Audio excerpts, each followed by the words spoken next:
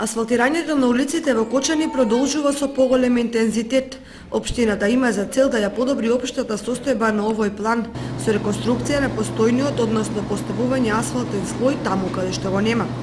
Во тек се активностите за реконструкција на улицата Љупчо Сантов, каде што нов асфалтен слој ќе биде поставен на 2900 метри квадратни. Од денеска започнаа и активностите за реконструкција на улицата Славчо Стојменски.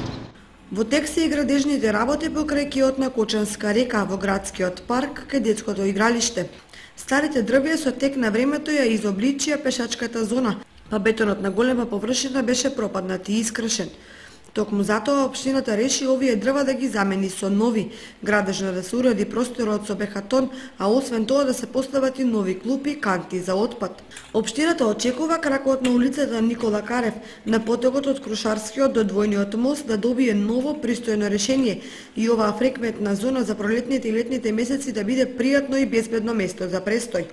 Во насока на подготовките за асфалтирање на улицата Мишо Арсо во населбата Усова Чешма изграден е подпорен зид во должина од 240 метри. Од секторот за урбанизам и комунални работи најавуваат дека на оваа улица се планира и изградба на атмосферска канализација.